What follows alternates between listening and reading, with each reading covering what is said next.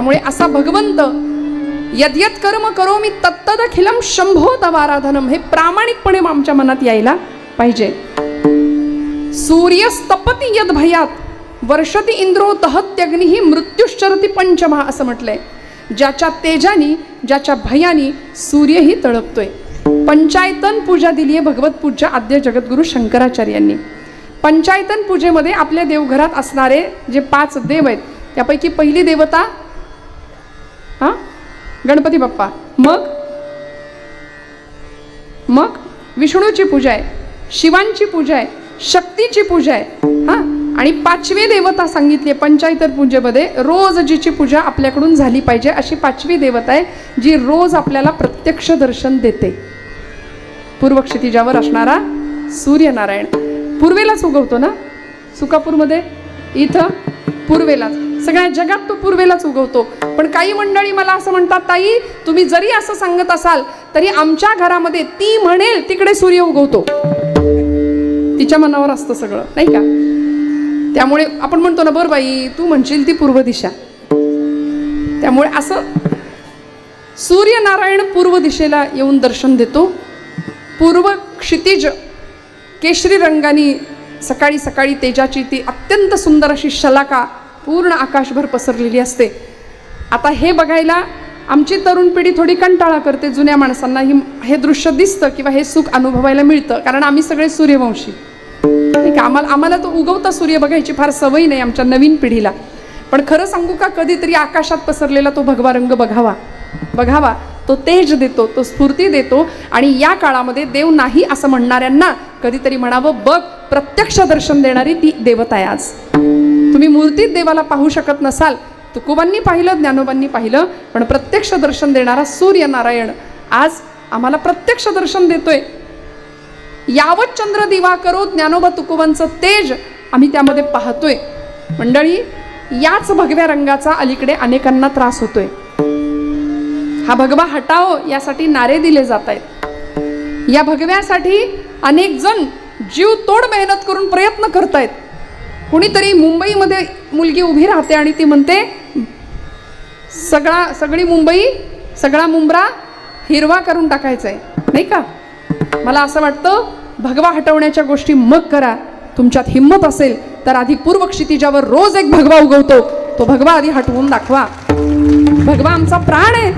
भगवा आम्हाला बलिदान शिकवतो. भगवा आम्हाला शौर्य, तेज, धैर्य या सगळ्याचं दान देऊन टाकतोय. आणि तो भगवाच आमच्या संतांनी खांद्यावर घेतला. त्या भगव्यासाठीच माझ्या छत्रपतींनी, संभाजीराजांनी आपलं जीवन समर्पित केलं.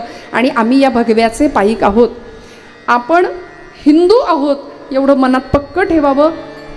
तुकोबा अमुक एका कुळात जन्माला आले, ज्ञानोबा अमुक एका कुळात जन्माला आले, सावतोबांचं कुळ वेगळं, गोरोबांचं कुळ वेगळं, म्हणून संतांना जातीत वाटणारे लोक स्वतः मातीत जायची वेळ आली, अशा अवस्था आली.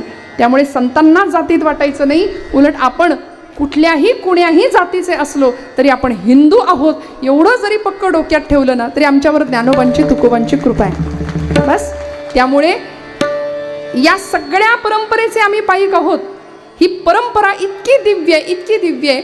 धन्यभूमी पुण्य देश जेथे वैष्णवांचा वास, ही देवभूमी आहे. या भूमीमध्ये कुरुक्षेत्र घडलंय.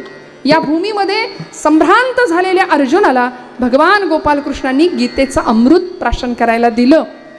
सर्वोपनिषदो गावो दोग्धा गोपालनंदना पार्थो वत्स सुधीर भोक्ता दुग्धम गीतामृतम महत.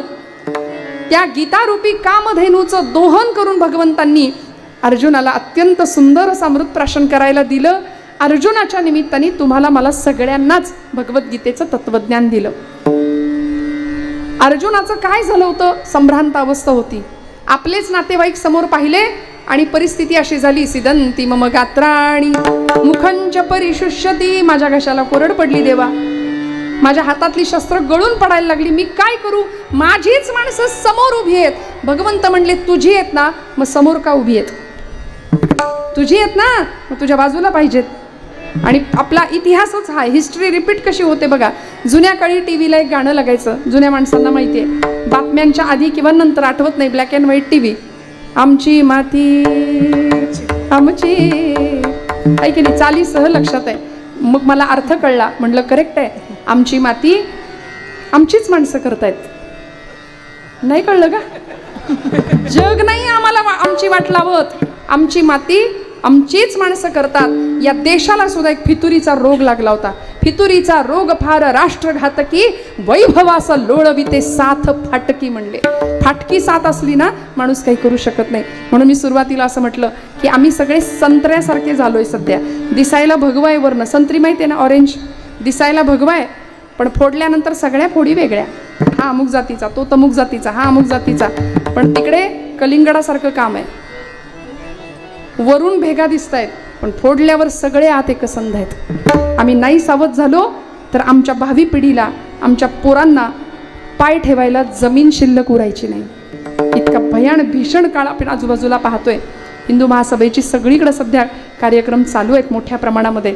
घराघरात आम्हाला ज्ञानोबांचे तुकोबांचे विचार जर आम्ही आमच्या लेकरांच्या मध्ये पेरले ना तर बाकी उपचारांची देवाला गरज नाही. तो उपचार असा व्हावा, देवाला आवडेल असं आमचं काम व्हावं. देवाला काय आवडतं? परित्राणाय साधूनां विनाशाय च दुष्कृतां धर्म संस्थापनार्थाय संभवामी युगे युगे.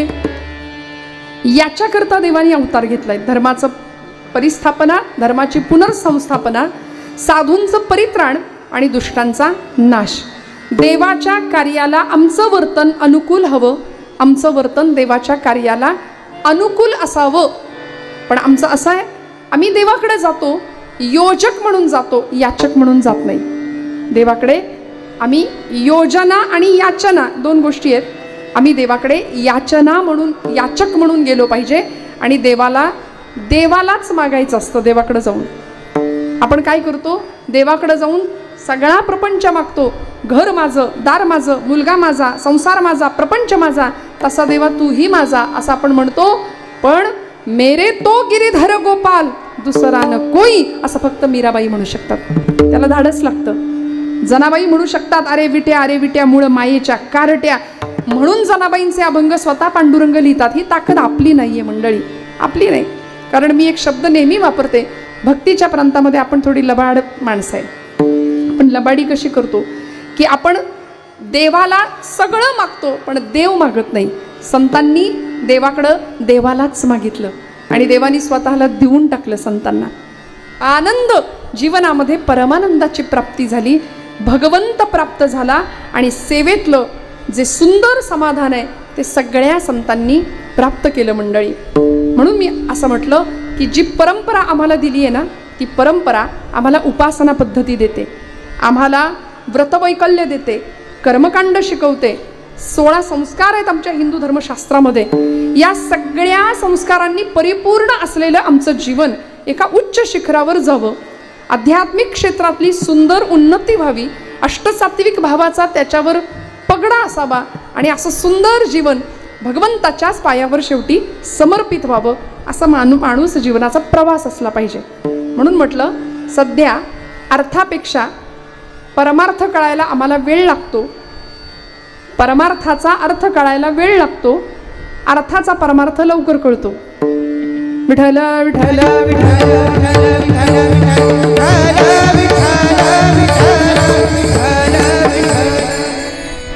त्यामुळे सगळं जमवायचंय आम्हाला, प्रपंच वाढवायचंय.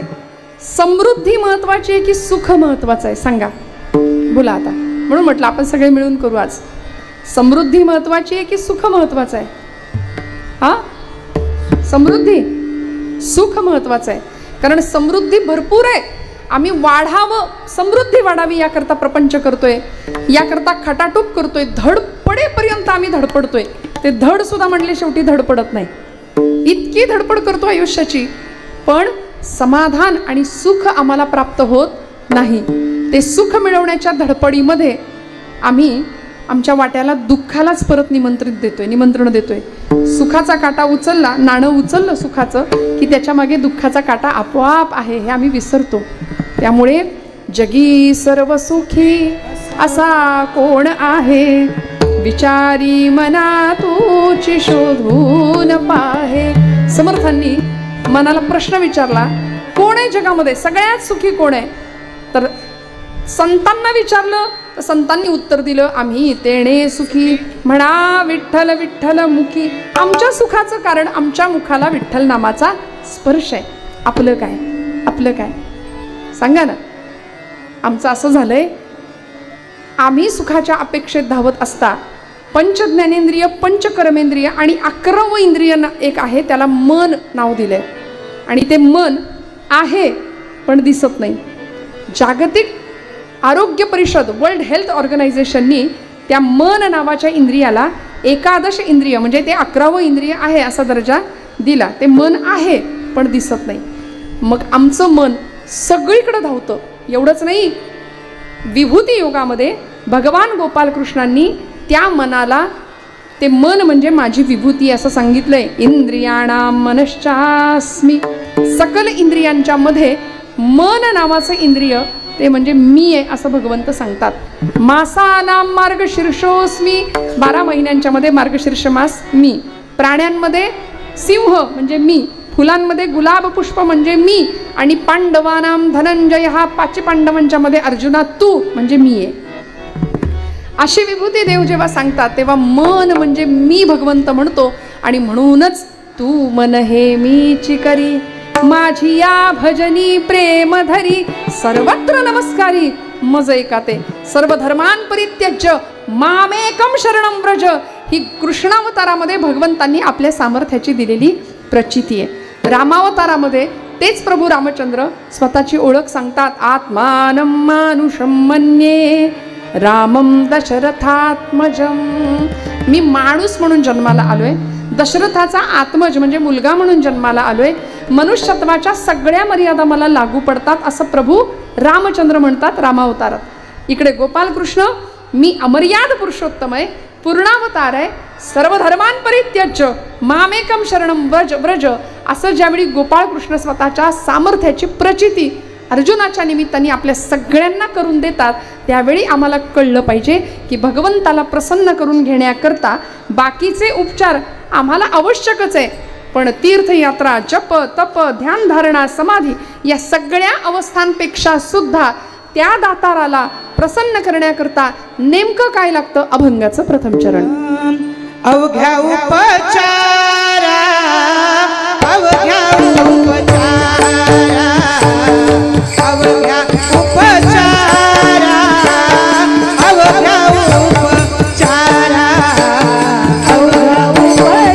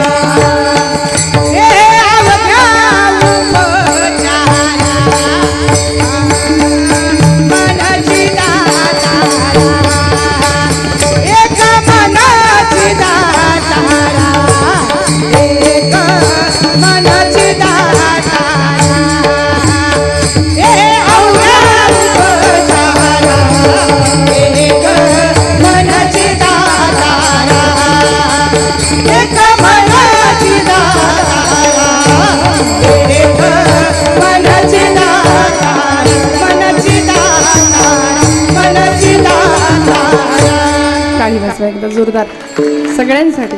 फडके ताई आहेत, या सगळ्या मंडळी, सगळ्यांची नावं माहिती नाहीत पण सगळ्यांना वंदन एकदा करते.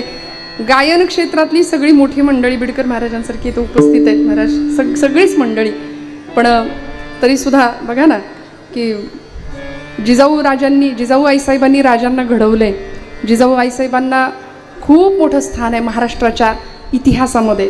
मी प्रामाणिकपणे किंवा धाडसानी एक विधान नेहमी करते की आईसाहेब जर इतिहासाच्या कालपटावर आल्या नसत्या तर राजांचं घडणं झालं नसतं, हे इतिहासाला मान्य करावं लागेल. कारण आपल्या प्रदीर्घ राजकारणाचा कायम अनुभव त्या मागे देत होत्या. त्यामुळं या एकदा महिला शक्तीसाठी जोरदार टाळ्या वाजवा. आपण उत्तम पद्धतीने सेवा चालू आहे. शेवटी भगवंताला काय द्यायचंय? अवघ्या उपचारा एक मनची दातारा. तुकोबरायांनी सांगितलं, हे दातारा, हे देणाऱ्या, तो देणारा आहे, तो द्यायला बसलाय. वेळ आली तर तो स्वतःला सुद्धा देतो. द्रौपदीनी हाक मारली, जेवत्या ताटावरनं उठला होता तसाच हात घेऊन, हात सुद्धा नाही म्हटला, द्रौपदी मला भूक लागली, जेवायला वाढ. द्रौपदी माता म्हणते, आखरीतच म्हणलेस, इथं माझ्या थाळीत काही नाही, दुर्वास आलेत 100 पोरांना शिष्यांना घेऊन, म्हणून मी तुला बोलावलं आणि तू म्हणतो जेवायला वाढ. आणि भगवंतांनी तिच्या त्या थाळीतलं एक भाताचं शीत जेवून तृप्तीचा ढेकर द्यावा, सगळ्यांनी भोजन करावं, सगळे तृप्त झाले. हे देणं आहे देवाचं, म्हणून तो दातार आहे. देव उदार देता न म्हणे थोडे फार, माझी अल्प ही वासना तू तो उदारांचा राणा, तुकोबराय म्हणतात त्याला. आणि एवढंच नाही, षड्गुणैश्वर्य संपूर्ण असलेल्या भगवंताचं वर्णन करताना ऐका ज्ञान वैराग्य ऐश्वर्य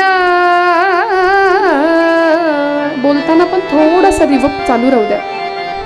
यशश्री औदार्य हे साही गुणवर्य वसती जेथ, येणे कारणे भगवंतू जो निसंगाचा सांगा तू, तो म्हणे पार्था दत्त चित्तू होई आता.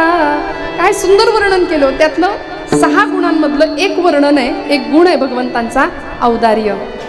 तो औदार्य संपन्न देव आहे. किती औदार्य आहे देवा. तुकोबरायांनी या प्रस्तुत अभंगाच्या पहिल्याच चरणामध्ये त्याला एका विशेषणाने संबोधित केलं, दातारा असं म्हटलंय. तो देणार आहे. किती औदार्य आहे त्याचं, तो किती देतो. गोकुळ 11 वर्ष 4.5 महिने गोकुळातलं वास्तव्य भगवंताचं संपलं. निघून आला. कुठे आला? मथुरेला आला. मथुरेमध्ये सगळ्यात पहिलं त्यांनी काम केलं, चाणूर, मुष्टिक, तोषल इत्यादी राक्षसांना लोळवलं. अक्षरशः कुवलैया पीड नावाचा हत्ती होता, त्या हत्तीला मारलं. त्याचा दात उपटून असा खांद्यावर घेतला, एक बलराम दादांकडे फेकला आणि मथुरेच्या दरबारात आले चालत. घर्मबिंदू असे चमकत होते कपाळावरती दोघांच्याही. मल्लानाम अशनिर नृणाम नरवरो स्त्रीणाम स्मरो मूर्तिमान, गोपानाम स्वजनो सता क्षितिभुजाम. इतकं सुंदर वर्णन भागवतकारांनी केलंय की भगवंत दिसले कसे. सिंहासनावर बसलेला तो कंस, साक्षात मृत्यू त्याला समोर दिसला आणि भगवंत समोर आले. असं म्हणतात, म्हणजे सगळ्या राक्षसांना संपवलं आणि कंसाच्या त्या व्यासपीठावर, त्या स्टेजवर जाऊन त्याला ओढत आणलं, त्याचा मुकुट खाली पाडला आणि त्रैलोक्याचा भार होऊन भगवंत त्याच्या अंगावर कोसळले. यदा यदा हि धर्मस्य ग्लानिर्भवति भारत अभ्युत्थानम अधर्मस्य तदात्मानं सृजाम्यहम. कंसाला संपवलं. आता मला एका प्रश्नाचं उत्तर द्या. कंसाच्या गादीवर जर भगवंत स्वतः बसले असते, मथुरेचं राज्य स्वतःकडे घेतलं असतं, तर त्यांना कोणी नाही म्हटलं असतं का? नाही, आनंदाने स्वीकारला असता मथुरेचा राजा कृष्णाला. पण कृष्ण परमात्म्याने काय करावं? कंस तर संपलाच, खरं आहे. आणि कंस आधी सुटावाच लागतो, गणित सोडायचं असेल तर. आमचे गुरुजी शाळेत लहानपणी मला सांगायचे, बाई गणित सोडवायचं असेल तर आधी कंस सोडवावा लागतो. म्हटलं खरं आहे, कृष्णाने पण आधी कंसालाच सोडवले, पुढचं गणित आपोआप सुटत गेलं सगळं. तो कंस संपला. तो मुकुट घेऊन भगवंत, बलराम दादा आहेत, भगवंत आहेत, अक्रूर आहेत, हे सगळी मंडळी कारागृहात आली, जिथं उग्रसेन यादवांना डांबून ठेवलं होतं कंसाने. कंसाचा बाप पिता असलेले उग्रसेन यादव. आणि आजही तीच अवस्था आहे. आपल्या बापाला वृद्धाश्रमात ठेवणारी माणसं आजचे कंसच म्हणले पाहिजेत. त्यांनी काय केलं? त्यांचं राज्य घेतलं, त्यांना डांबून ठेवलं कैदेत, काळ कोठडीमध्ये, आणि स्वतः सिंहासनाचा उपभोग घेतला. ठीक आहे, राजा हा उपभोग शून्य स्वामी असला पाहिजे, पण असं घडत नाही बऱ्याचदा. उपभोग आहे म्हणूनच राजा आहे, किंवा राजा आहे म्हणूनच उपभोग आहे, अशी परिस्थिती आहे. भगवान परमात्म्याने तो मुकुट उग्रसेन यादवांच्या मस्तकावर दिला. उग्रसेन यादव घाबरले, कारण तो कंस येता जाता मारायचा आपल्या पित्याला. ते म्हणाले, अरे मारू नका रे, मला मारू नका. पण त्याच वेळी भगवान कृष्ण आणि बलराम दादा दिसले. म्हणले, किती गोड लेकरं आहेत ही, यांना कुठंतरी लपवून ठेवा, यांना तो महान निर्दयी असलेला कंस मारून टाकेल म्हणाले. भगवंत म्हणाले, कार्यक्रम आटोपून आलोय म्हणले मी नुकताच त्यांचा, त्यामुळे तो काही मला मारणार नाही. हे घ्या, हा मुकुट, राजमुकुट हा तुमचा आहे आजोबा, याच्यावर तुमचा अधिकार आहे. आणि तो त्यांच्या मस्तकावर चढवला, सिंहासन त्यांना देऊन टाकलं. तू तो उदारांचा राणा, तो देतो, स्वतःलाही देतो. अहो एवढंच नाही, जरासंधाच्या राज्यावर ज्यावेळी भगवंत गेले होते चालून, भीमाच्या सहाय्याने भगवंतांनी, खरं तर भगवंतांचंच सगळं काम होतं, पण भीमाला निमित्त करून जरासंध उभा फाडला देवाने. आणि जरासंधाच्या राज्यावर स्वतः देवाला मगधाच्या राज्यावर बसता आलं असतं, पण नाही, जरासंधाच्या पुत्राला त्याचं राज्य देऊन टाकलं. द्वारका स्थापन केली, द्वारकेचा स्वतःला राजा होता आला असतं, पण नाही, राज्याभिषेक बलराम दादांना केला. स्वतः आपले नामा निराळे फक्त सेवक म्हणून राहिले. आपण द्वारकाधीश जरी गोपालकृष्णांना म्हणत असलो तरी त्याचा औदार्य विलक्षण आहे. जनाबाईंनी नुसतं बोलावलं तर वीट सोडून तो धावला. जनाबाईंनी सांगावं, पंढरीच्या पांडुरंगा ये रे बाबा ये, म्हटलं की तो आला. देऊळ सोडून स्वयंपाकघरात आला. आपल्या स्वयंपाकघरात आलाय का इकडे? कधी येतो? आपण बोलवतच नाही. आपल्याही दाराची कडी त्यांनी वाजवावी असं आपल्याला वाटतं का हो? इकडे वाटतं? आपल्याही दारात त्यांनी कधीतरी यावं आणि सांगावं. विदुर काकांना जसं सांगितलं होतं की दार उघडा, मी आलोय. देव असा कुणाच्याही दारात जात नाही. कुठे जातो? द्वारकेचा राणा पांडवा घरी, द्वारकेचा राणा पांडवा घरी, द्वारकेचा राणा पांडवा घरी, द्वारकेचा राणा पांडवा घरी. ज्ञानदेव म्हणे व्यासाची या गुणा, ज्ञानदेव म्हणे व्यासाची हे गुणा, ज्ञानदेव म्हणे व्यासाची या गुणा, ज्ञानदेव म्हणे व्यासाची हे गुणा, द्वारकेचा राणा पांडवा घरी, द्वारकेचा राणा पांडवा घरी. देव कुठं गेले? देव विदुरांकडे गेले, देव पांडवांकडे गेले. तो द्यायचं म्हटलं तर तो स्वतःला देऊन टाकतो. राजसूय यज्ञामध्ये पांडवांच्या उष्ट्या पत्रावळ्या सुद्धा जगाच्या मालकांनी उचलल्यात, जगाच्या बापानी. आमचं असं आहे, आमची श्रद्धा नाही, आमचा विश्वास नाही, ना आमच्या मनात प्रेम आहे, ना आमच्या मनात भावना आहे. माणूस माणसाशी माणसासारखा वागेना. दगडातल्या देवाला देव कधी म्हणायचा? आज अशी परिस्थिती आहे. एखादा अपघात झाला तर त्याचे कधी एकदा फोटो काढून सोशल मीडियावर टाकतो, ही घाई असणारी आम्ही माणसं, मग मदत नाही का? त्यामुळे अशा परिस्थितीमध्ये भगवंताला आपलं म्हणावं.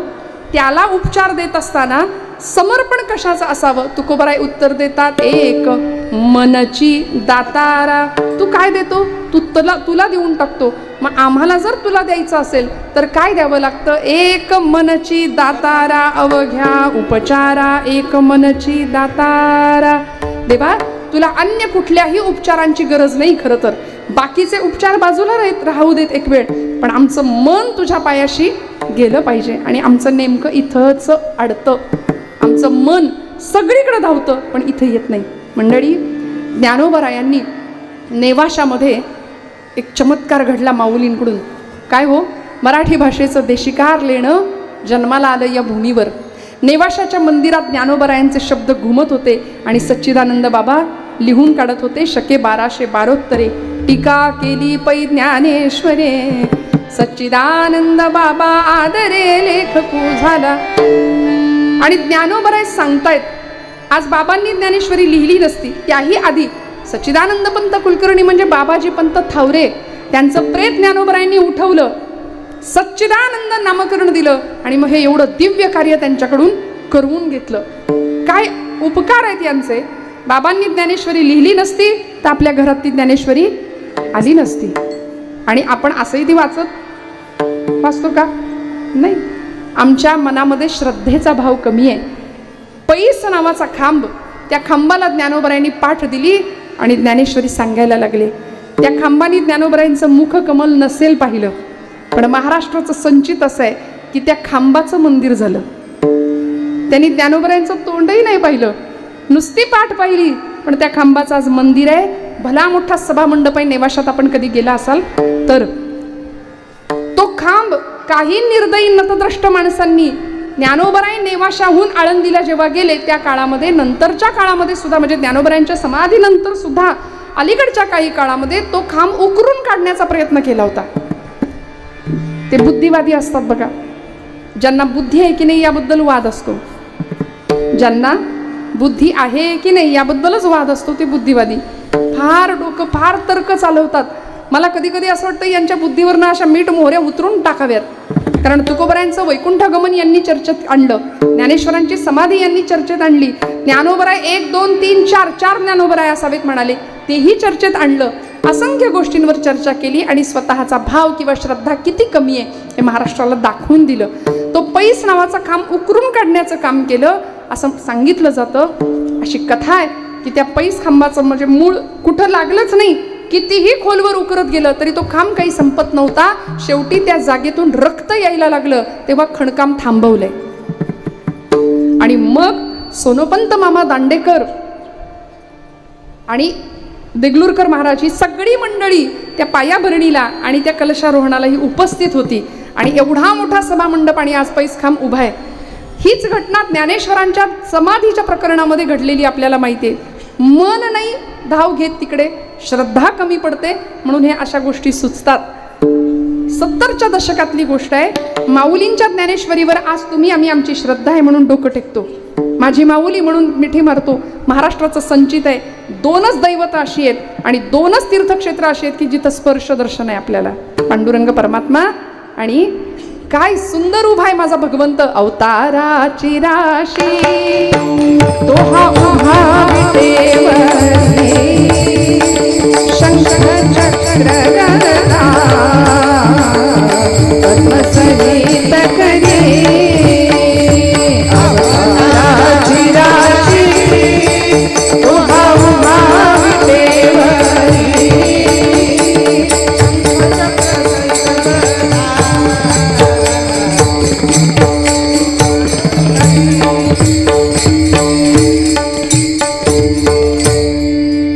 अवताराची राशी असलेला भगवंत उभा आहे. तुझी ये निढळी कोटी चंद्रप्रकाश असा तेजस्वी भगवंत. त्याची कृपा असलेले ज्ञानोबराय कैवल्याचा पुतळा प्रगटला भूतळा. त्या ज्ञानोबरायांच्या समाधीला अनेकांनी असं ठरवलं, पुण्याहून 250 माणसांचा ट्रक गेला होता आळंदीला. का म्हणाले, खरंच संजीवन समाधी आहे का आणि खरंच तिथं काही आहे का, ज्ञानोबराय वगैरे काही आहे का, नेमकी ही भानगड आहे तरी काय, असं शोधण्याकरता पुण्यावरून 250 माणसं आळंदीच्या दिशेने गेली अंधश्रद्धा निर्मूलन समितीची. त्यावेळी जोग महाराज होते, मामासाहेब दांडेकर सद्गुरू महाराज होते आणि शुक्ल नावाचे एक प्राध्यापक शास्त्रज्ञ होते, शुक्ला नावाचे. या सगळ्या मंडळींनी हातापाया पडून सांगितलं होतं असं काही करू नका, पण ऐकायला तयार नव्हती ही मंडळी. यांना समाधी उखडून बघायची होती. शेवटी मामासाहेब म्हणाले, काळजी करू नका, ज्ञानोबराय बघून घेतील काय ते, आपण शांत राहू.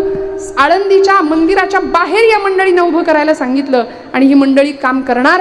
एवढ्यात ते प्राध्यापक होते शुक्ल, ते समोर आले आणि त्यांनी या सगळ्या 250 माणसांना उद्देशून हात जोडून सांगितलं, बाबा रे, तुम्ही तुमचं काम करा, पण त्याच्या आधी तुमचा विज्ञानावर विश्वास आहे, तुम्ही वैज्ञानिक प्रयोगांती हे सिद्ध करणार असाल तर मी एक प्रयोग सांगतो तो आधी करा, तो नाही पटला तर तुम्ही तुमच्या कामामध्ये स्वतंत्र आहात. विज्ञान खरं तर अध्यात्माची दृष्टी आहे विज्ञानाला, नाही का. विज्ञान जिथं थांबतं तिथं अध्यात्म सुरू होतं, नव्हे संपतं तिथं अध्यात्म सुरू होतं. विज्ञान प्रतिष्ठा वाढवतं, पण आमचं अध्यात्म आपल्याला निष्ठा देतं.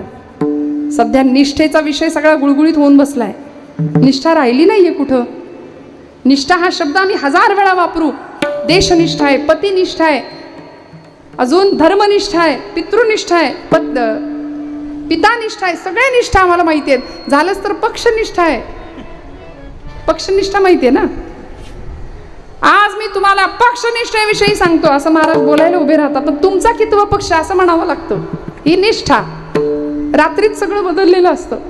त्यामुळे निष्ठा आम्ही वापरून, हा शब्द वापरून आम्ही गुळगुळीत केला, पण संतांच्या निष्ठा वेगळ्या होत्या. म्हणून काय घडावं, या शुक्ला नावाच्या प्राध्यापकांनी, या शास्त्रज्ञांनी असं सांगावं, एक प्रयोग सांगितला. 3 प्रकारचे मीटर आणले गेले. समाधीपासून काही अंतरावर हे 3ही मीटर ठेवले, समोरच्या बाजूला, उजव्या आणि डाव्या बाजूला. समाधीपासून 3 ठिकाणी काही विशिष्ट अंतरावर ते 3ही मीटर ठेवले गेले. मीटरवर काटे रीडिंग दाखवणार होते. जर आतमध्ये काही चैतन्य ऊर्जा असेल, स्पंदनं असतील, श्वास असेल, काही एनर्जी ऊर्जा असेल, तर मीटरवरचे काटे रीडिंग दाखवतील, अन्यथा काटा हलणार नाही. मंडळी, या सगळ्या आळंदीकर श्रद्धाळू माणसांना बाहेर काढण्यात आलं होतं आणि हा प्रयोग कितीतरी वेळ तिथं चालू होता. मंडळी, ज्ञानोबरायांचं सामर्थ्य इतकं आहे, तिथं विश्वास आणि अविश्वास याची परीक्षा झाली. मीटरवरचे काटे रीडिंग दाखवायला लागले, काटे हलायला लागले आणि सगळ्या समाजाला कळालं होतं की तिथं काहीतरी चैतन्य आहे. आम्ही परीक्षा घेणारे कोण हो? संतांची. संतांच्या परीक्षा जिवंतपणीही झाल्या आणि त्यांच्या जाण्यानंतरही झाल्या. पण तोची संत सोशी जगाचे आघात. त्या सगळ्या मंडळींनी वारीचा रस्ता धरला. त्यातले काही फॉरेनर्स सुद्धा होते, तेही वारीमध्ये समाविष्ट झाले. मला सांगायचं एवढंच आहे, मनामध्ये असलेली श्रद्धा भगवंताच्या चरणावर व्हायची आहे आणि तोच भगवंतासाठी सगळ्यात मोठा उपचार आहे. अवघ्या उपचारा एक मनची दातारा. जर भगवंत इंद्रियाणाम मनश्चास्मी असं म्हणत असतील, तर अर्जुनाने देवाला प्रश्न विचारला होता या प्रसंगामध्ये. अर्जुन म्हणाला, देवा काय म्हणालास? म्हटले, मन म्हणजे मी आहे. मन म्हणजे तू?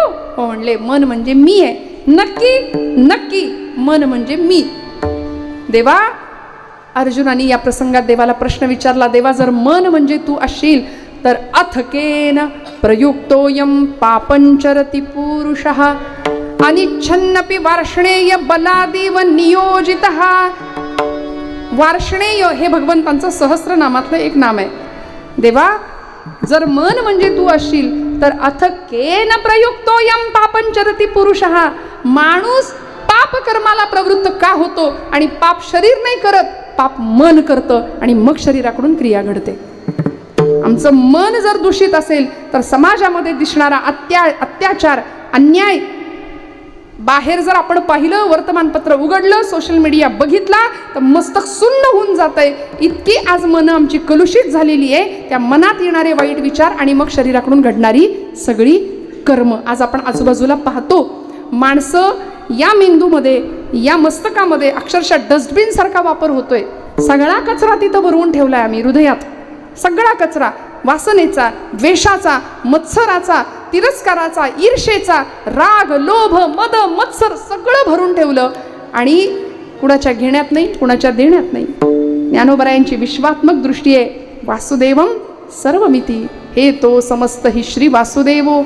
ऐसा प्रतिती रसाचा वोतला भावो आणि भक्ता माझी रावो ज्ञानी आतोची. हे ज्ञानोबरायांची दृष्टी आहे ना, ही संतांची दृष्टी आहे, ती आम्हाला आली पाहिजे. हे सगळे भाडे करू आत्म निघून गेले पाहिजेत. हृदय स्वच्छ झालं की तिथं देव बसतो. स्वच्छ हृदयामध्ये, स्वच्छ गाभाऱ्यामध्ये देव बसतो ना. त्यामुळे अर्जुनाने ज्यावेळी देवाला विचारलं, देवा सांगणारे माणसं पाप का करतात? मन म्हणजे तू आहे ना, मग या मनानेच पाप करतो माणूस आधी, मग शरीराकडून क्रिया घडते. तेव्हा देवानी आपले दोन्ही हात उंचावले, म्हणले, हे बघ नीट ऐक. आमची माणसं जसे कीर्तन ऐकतात तशी तू गीता ऐकू नको. अर्जुन झोपेत नव्हता ऐकत, अर्जुन जागेपणी ऐकत होता. आणि अर्जुनाने विचारलेल्या प्रश्नाचं उत्तर देवाने दिलं. म्हणाले, काम एष क्रोध एष रजो गुण समुद्भवः महाशनो महापाप्मा विध्येन मिह वैरिणं रजस्तवश्च मनस्वं द्वंश दोषा उदारतो. म्हणाले, हे बघ अर्जुना, तुझ्या पापातही मी सहभागी नाही आणि पुण्यातही मी सहभागी नाही. मी कशातच नाही. रंगुनी रंगात साऱ्या रंग माझा वेगळा. देव कसा आहे? अवघा रंग एक झाला पण रंगी रंगला श्रीरंग. देव कसा आहे? भगवंतांनी ज्ञानोबरायांनी उत्तर दिलेलं आहे. सुवर्णाचे मणी केले ते सोनियाचे सुती ओविले तैसे म्या जग धरिले सबायभ्यंतरी. सांगा महिला मंडळ, सोनं माहितीये? कुणाला माहिती नाही? सोनं सगळ्यांना माहितीये. सुवर्ण सोन्याचा मणी घेतला, ज्ञानोबरायांनी दिलेला दृष्टांत आहे, आणि सोन्याची तार घेतली. हां, तर आता दोऱ्यात मणी असतो की मण्यात दोरी असते? बोला, जागे आहेत ना आपण सगळे? मागे. दोऱ्यात मणी आहे की मण्यात दोरी आहे? मण्यात दोरी आहे, दोऱ्यात मणी नाही. सुवर्णाचे मणी केले ते सोनियाचे सुती ओविले, माऊली म्हणते तैसे म्या जगधरिले सबाई अभ्यंतरी. जसं तारेत मणी आहे का मण्यात तार आहे हे सांगता येत नाही, तसं मी जगात आहे आणि जग माझ्यात आहे. विठ्ठल जळी स्थळी भरला, रीता ठाव नाही उरला. हे भगवंताचं विश्वव्यापक अस्तित्व आहे. आणि असा भगवंत सांगतो, मी तुमच्या कशातच नाही, मी तुमच्या पापातही नाही आणि पुण्यातही नाही. जे मन रजतमांच्या आहारी गेले ते मन म्हणजे मी नाही. जे मन पाप प्रवृत्त आहे, अत्यंतिक वासनायुक्त आहे, ते मन म्हणजे मी नाही. जिथं अत्यंतिक शुद्धता आहे, जिथं अत्यंतिक सात्विकता आहे, जिथं अत्यंतिक पावित्र्य आहे, जिथं नीतियुक्त आचरण आहे, अशा मनाच्या ठिकाणी मी आहे. म्हणून त्या मनाला छंद लागला पाहिजे. माझ्या मनाला लागो छंद, माझ्या मनाला लागो छंद, माझ्या मनाला लागो छंद, माझ्या मनाला लागो छंद. नित्य गोविंदा गोविंदा, नित्य गोविंदा गोविंदा, माझ्या मनाला लागो छंद, छंद, माझ्या मनाला लागो छंद.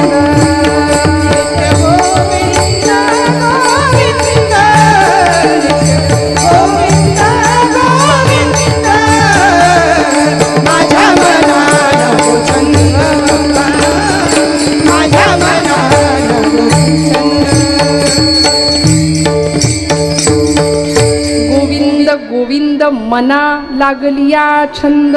मग काय होतं? मग गोविंद ते काया भेद नाही देवातया.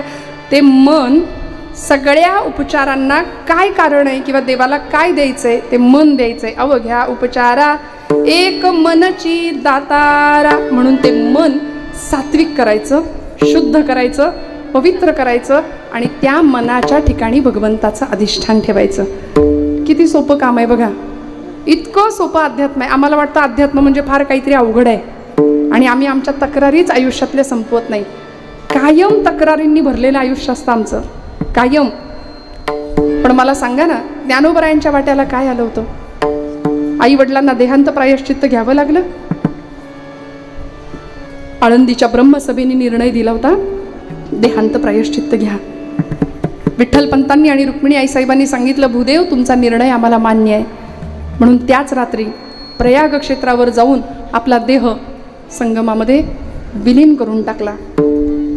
सकाळची वेळ, निवृत्तीरायांना माहिती होतं, निवृत्तीराय रात्रभर अंगणात बसून होते. गंभीर प्रवृत्तीच्या पलीकडे गेलेले निवृत्तीराया होते.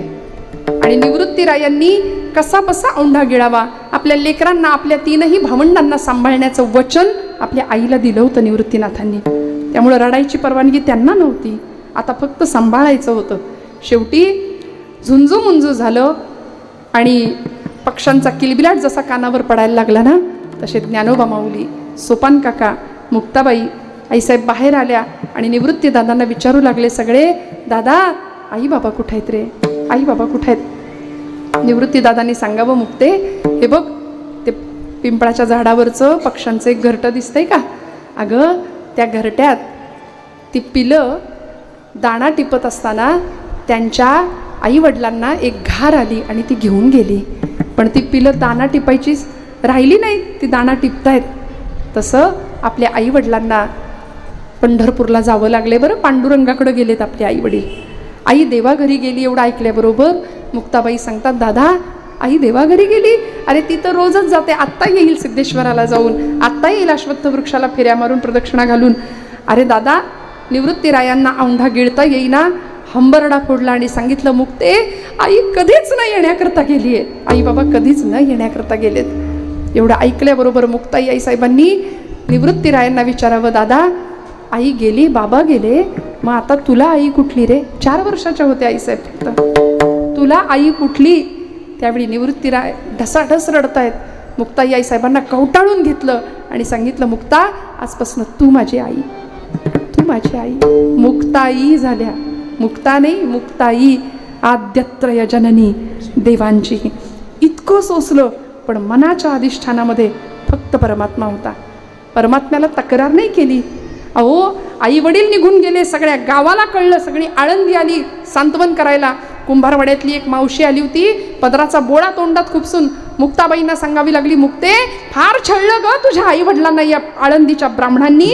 पण मुक्ताबाईंनी सांगावं, मावशी, अगं तू कुंभारीण ना, मातीचे घड बनवतेस ना, मातीचे घड बनवतेस.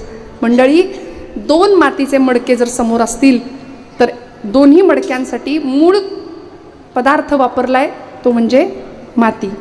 सारखा आहे, घटाचा आकार सारखा आहे, दोन्ही घट दिसायला सारखे आहेत, पण एका घटाच्या नशिबामध्ये गाईचं पवित्र लोणी पडतं आणि दुसऱ्या घटाच्या नशिबात अग्निसंस्कारासाठी लागणारा अग्नी पडतो. मग आम्ही तक्रारी का करायच्या? संतांना भोगावं लागलं, सगळ्यांना भोगावं लागलं, पण मन इतकं दृढ होतं भगवंताच्या चरणी. दृढ माझे मन येथे राखावे बांधून, आले भागाते करीतो तुझे नाम उच्चारितो, तुकोबराय म्हणतात. मनाची अवस्था अशी विलक्षण होती. आज आम्ही खूप तक्रारी करतो.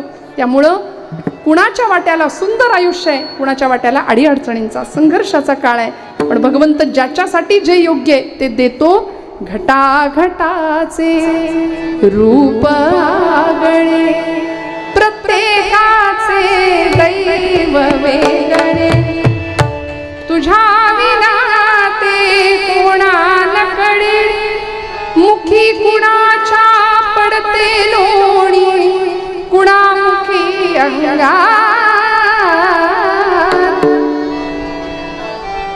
तू वेडा कुंभार विठ्ठला. सगळे म्हणा, मागची मंडळी इकडे इकडे. तू वेडा कुंभार विठ्ठला. थोडा अजून मोठ्याने म्हणाल.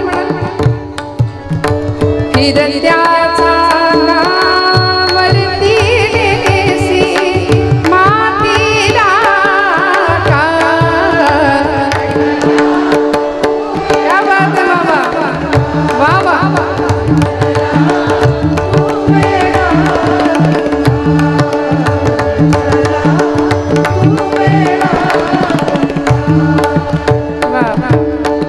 माती पाणी जेडवारा, तूच मिसळशी सर्व पसारा. आभाळ चमच ये आकारा, तुझ्या घटांच्या उतरंडीला नसे अंतना पार. क्या बात है बाबा.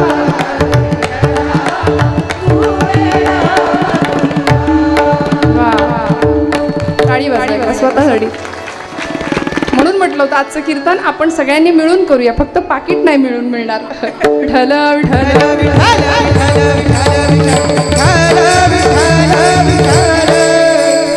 विनोदाचा भाग बाजूला ठेवूया. मला सांगायचं एवढंच की आमचा महिला वर्ग सुद्धा कशात कमी नाही. बघा, आपण घरात गातो का एवढ्या आनंदाने? मोकळ्या मनाने गावं, मोकळ्या आनंदाने आणि मनाने गाण्याचं बोलण्याचं हे एकमेव ठिकाण आहे बरं का. बाकी आनंद आपण शोधतोय तिथं अजिबात नाही आहे. परमानंदाचं ठिकाण फक्त हा धर्माचा मंडप आहे आणि संतांचे विचार आहेत. प्रपंच आम्हाला फक्त दुःख देतो. आनंद स्वरूप परमात्मा आहे आणि त्याच्या सहवासात आल्यानंतर आम्हाला आनंद प्राप्त होतो. फक्त त्याला द्यायचंय काय? त्याला मन द्यायचं. अवघ्या उपचारा एक मनची दातारा. आणि अशी केलेली सेवा भगवंताला कशी पोहोचते, त्यामागची भावना काय असते? दुसरं चरण. घ्यावी घ्यावी माझी सेवा, घ्यावी घ्यावी माझी सेवा,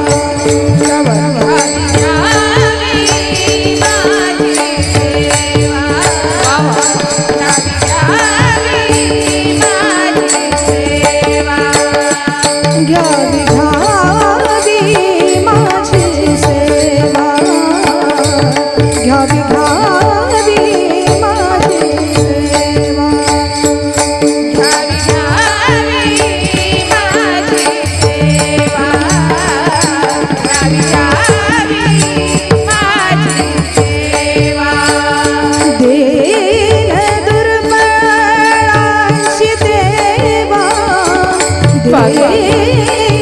दुर्बळांची देवा घ्यावी घ्यावी माझी सेवा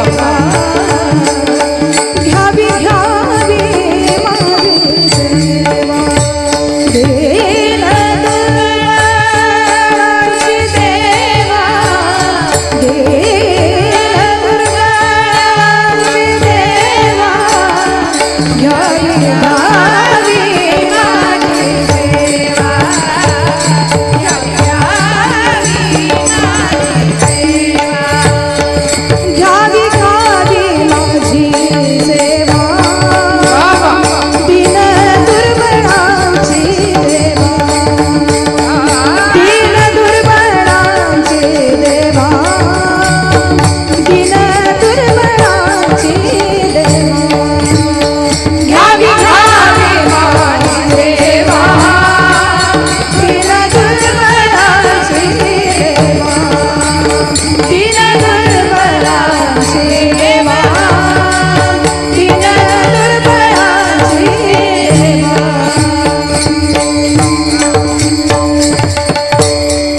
क्या बात आहे. टाळी वाजवा. गोड चाल, गोड प्रमाण, गोड आवाज. घ्यावी घ्यावी माझी सेवा दीन दुर्बळाची देवा. तुकोबरायांनी भगवंताला सांगितलं, देवा तू दातार आहेस. तुझ्या उपचाराकरता, तुझ्या प्रसन्नतेकरता आमच्या मनाच्या अधिष्ठानामध्ये किंवा मनाच्या ठिकाणी तुला आम्हाला ठेवायचंय आणि आम्हाला तुला काय द्यायचंय. घ्यावी घ्यावी माझी सेवा दीन दुर्बळाची देवा. स्वतःला दुर्बळ म्हणून घ्यायला सुद्धा मोठं धाडस लागतं बरं का. म्हणजे मी दीन आहे, मी दुर्बळ आहे असं म्हणून घ्यायला धाडस लागतं. ते संतांकडे होतं. आमच्याकडं आमचे नसलेले गुण आम्ही गातो, देवाचे असलेले गुण आम्ही गात नाही. आमचे नसलेले गुण लोकांनी गावे असंही आपल्याला वाटतं नाही का. आमचा इतका समोर असतो ना, म्हणून ज्ञानोबरायांना सुद्धा सांगावं लागलं, नवल अहंकाराची गोठी विशेषे न लगे अज्ञानापाठी. अज्ञानी माणसाला त्याचा त्रास होत नाही. स्वतःला दीन म्हणून घेतात तुकोबराय.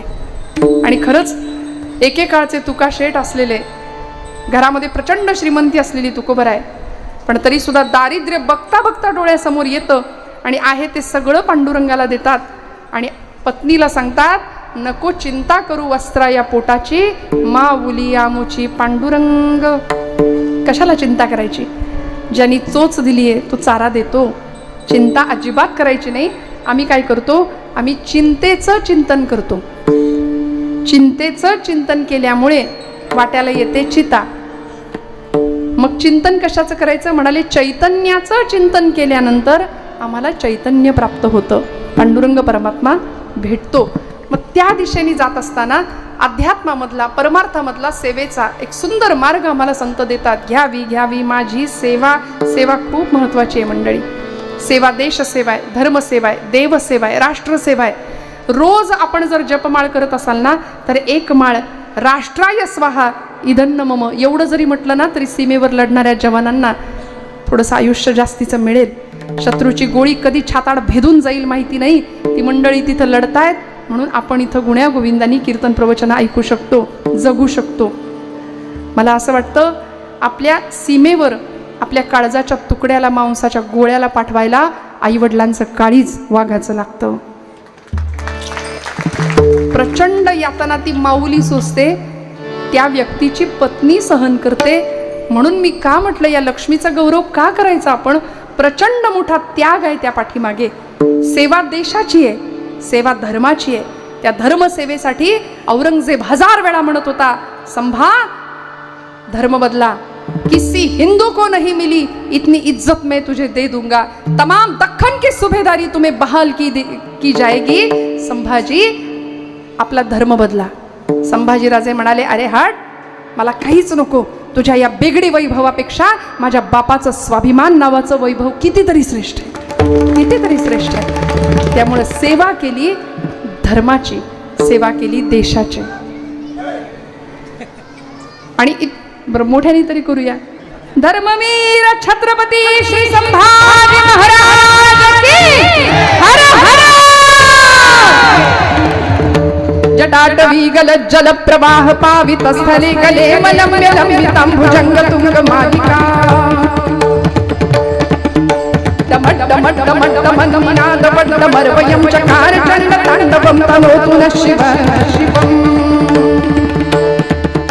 जटाकटाः सम्भ्रम भ्रमन्निलिम्ब निर्झरी विलोल वीचिवल्लरी विराजमान मूर्धनि धगत् धगत् धगत् ज्वलल्ललाट पट्ट पावके किशोर चन्द्रशेखरे रति प्रतिक्षणं मम धराधरेन्द्र नन्दिनी विलास बन्धु बन्धुरस्फुरन् दिगन्त संसति प्रमोदमान मानसे कृपाकटाक्ष धोरणी निरुद्ध दुर्धरापदि क्वचित् दिगम्बरे मनो विनोतमे वस्तुनि हर हर हर हर विठ्ठल विठ्ठल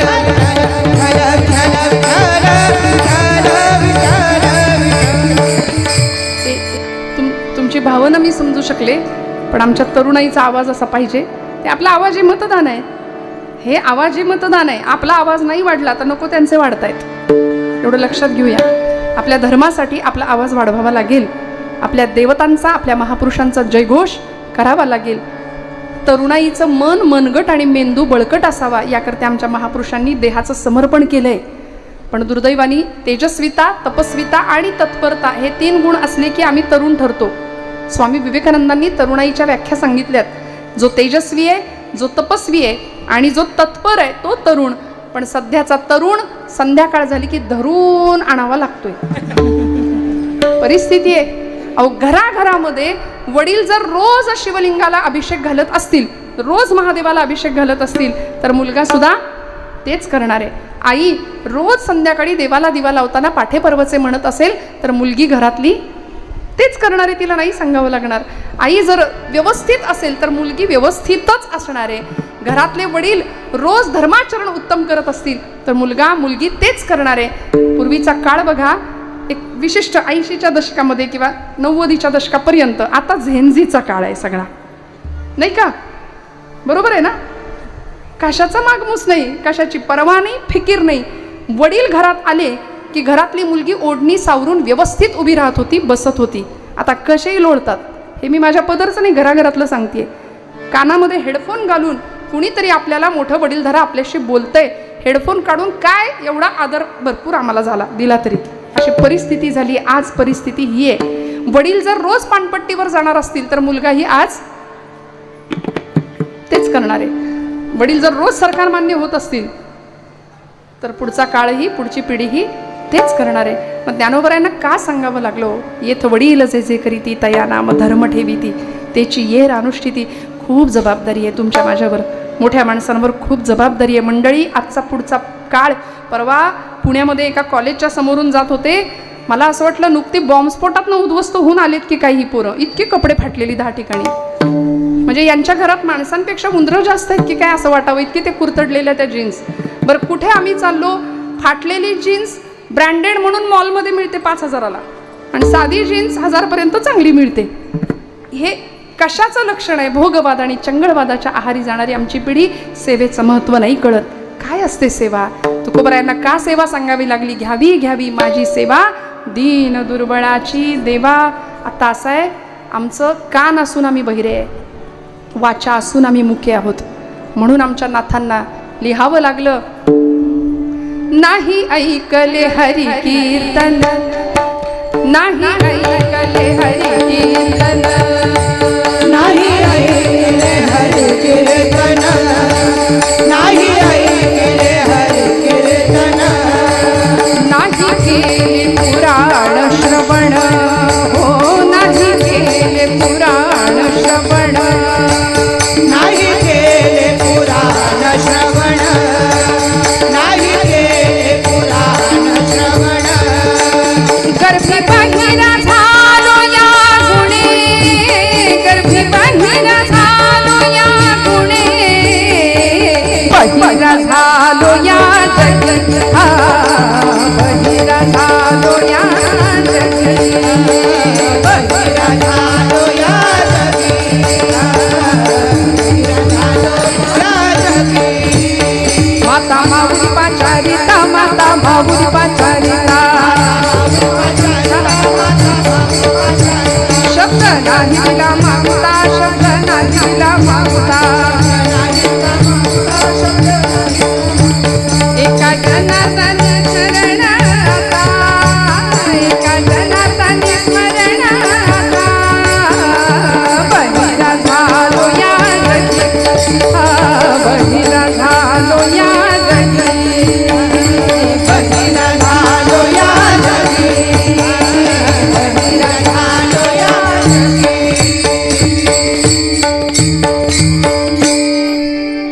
का द्यावं लागलं बरं? सगळं दिलंय देवानी, पण आमची इंद्रिय भगवंताच्या चरणाकडे गेली पाहिजेत. सेवेचा हात भगवंताच्या पायाशी गेला पाहिजे. माऊलींनी देवाच्या घरात जायला दार सांगितलंय सेवेचं. जो या ज्ञानाचा कुरुठा, तेथ सेवा हा दार म्हणता, जो स्वाधीन करी सुभटा ओळगोनी. देवाच्या दारात जायचंय, घरात जायचंय, दार आहे सेवेचं. सेवा केली तर मेवा मिळतो म्हणतात, नाही का? आमचं सगळं लक्ष मेव्याकडे आहे, सेवा जरा कमी होते. या रायगडाचं बांधकाम केलं, स्वराज्याचे इंजिनियर होते हिरोजी काका इंदलकर त्यांचं नाव. रायगडाचं इतकं भक्कम बांधकाम केलं. आजही तुम्ही रायगड जाऊन बघितलं असेल, स्वराज्याची राजधानी होती. रायगडाचं बांधकाम पूर्ण झालं आणि छत्रपतींनी हिरोजी काकांना बोलावून घेतलं. म्हणाले, काका काय बक्षिसे देऊ तुम्हाला सांगा. वाटेल ते मागता आलं असतं, कितीतरी वतनं मागता आली असती, पण हिरोजी काका हात जोडून सांगतात, राजा काही नको, द्यायचंच असेल तर एकच द्या. बांधकाम पूर्ण झालं की या गडाच्या पायथ्याला एका पायरीशी एक चिरा लावतो आणि त्या चिऱ्यावर माझं नाव लिहितो, सेवेचे ठाई तत्पर हिरोजी इंदलकर. आजही रायगडाच्या पायरीवर तो चिरा आम्हाला दिसतो, सेवेचे ठाई तत्पर हिरोजी इंदलकर. का? कारण माझ्या राजा उद्या भविष्यामध्ये हजारो लाखो मावळे शिवसैनिक ज्यावेळी तुमच्या दर्शनाला येतील त्यावेळी त्यांच्या पायाची धूळ माझ्या नावावर पडली तरी माझं जीवन सार्थक झालं. याला म्हणायचं सेवा, समर्पण, देशप्रेम. भगतसिंग, राजगुरू, सुखदेव, अनंत कान्हेरे भगवद्गीता हातावर घेऊन ही मंडळी फासावर गेली, देशसेवा केली, धर्मसेवा केली. आणि आपण अशा देशामध्ये अशा धर्माचे पायीक बनून राहतो की इथे आमच्या सीमेवर लढणारा जवान, शेतात घाम गाळणारा किसान, संतांची परंपरा, महापुरुषांची उज्ज्वल अशी दिव्य सेवाभावी वृत्ती, या सगळ्याचा परिपाक आम्ही जर आमच्या पिढीला नाही दिला तर आम्ही आमच्यासारखे नतद्रष्टा आम्ही ठरू. म्हणून हात जोडून सांगते, शुद्ध अंतःकरण, नीतियुक्त आचरणाची शिकवण आमच्या पुढच्या पिढीला देऊया. आणि हे जर असेल तर परमेश्वर काटा सुद्धा टोचू देत नाही. प्रचंड मोठी काळजी घेतो, कारण ते त्याचं ब्रीद आहे. फक्त आमचं काय पाहिजे? अवघियांचा ठाव, पायावरी जीव, असा त्याच्या पायावर जीव भगवंतांच्या ओतावा. संतांनी तेच केलं, कारण तो अवघात जाणणारा होता. सर्व व्यापक, सर्व शक्तिमान भगवंताला जर प्राप्त करायचं असेल तर काय मिळवावं लागतं आणि त्याला काय द्यावं लागतं? त्याला आवडेल असं नाम. विठोबा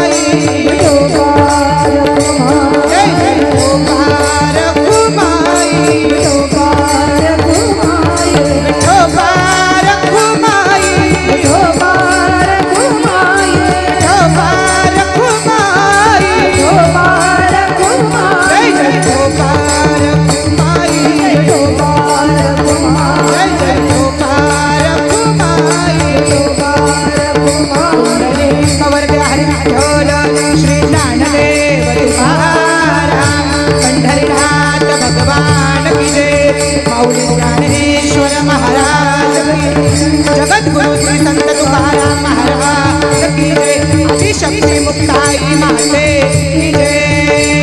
विठोबा रखुमाई, विठोबा रखुमाई, विठोबा रखुमाई, विठोबा रखुमाई, विठोबा रखुमाई, विठोबा रखुमाई, विठोबा रखुमाई, विठोबा रखुमाई, जय विठोबा रखुमाई, विठोबा रखुमाई, जय विठोबा रखुमाई, विठोबा रखुमाई.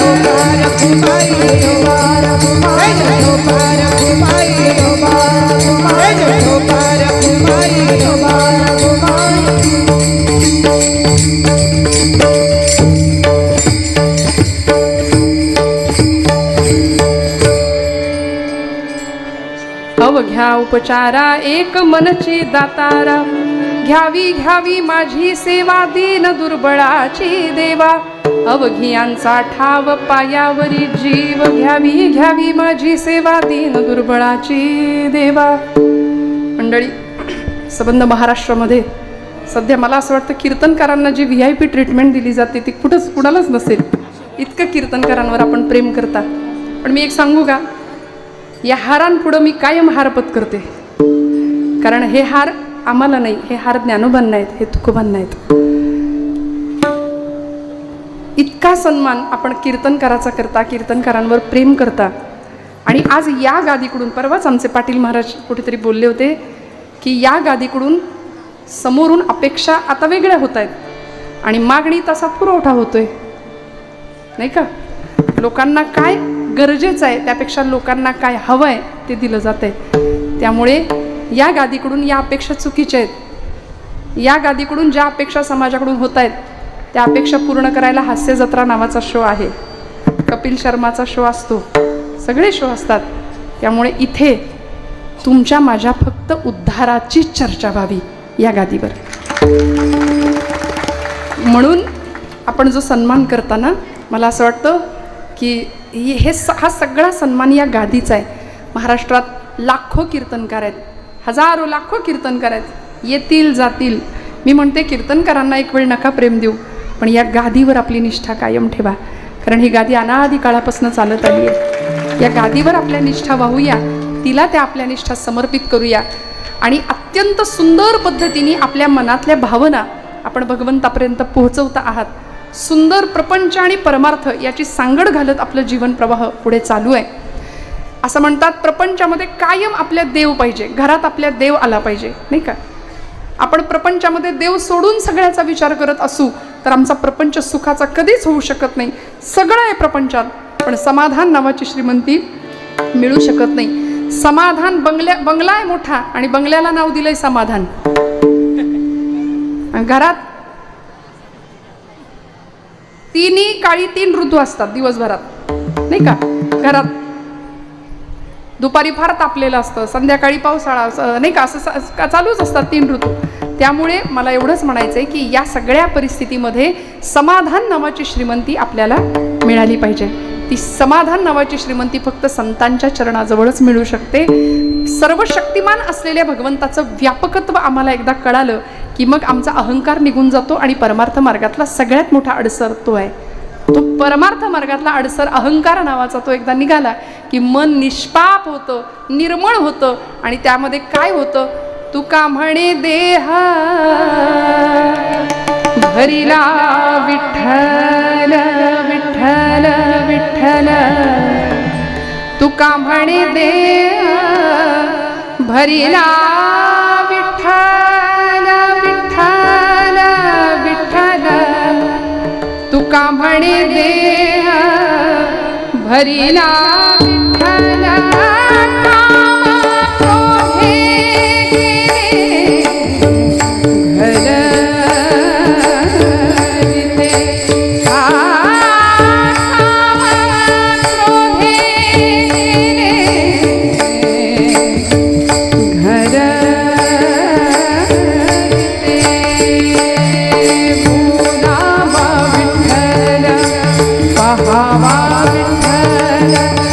बोलावा विठ्ठल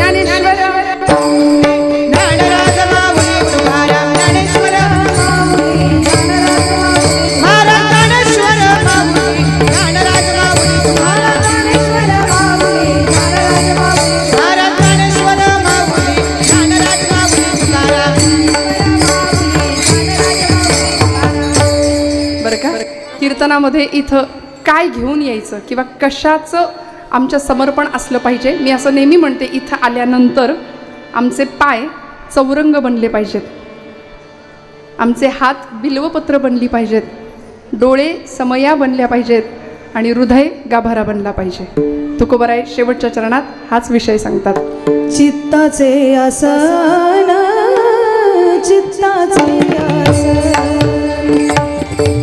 चित्ताचे आसन, चित्ताचे आसन,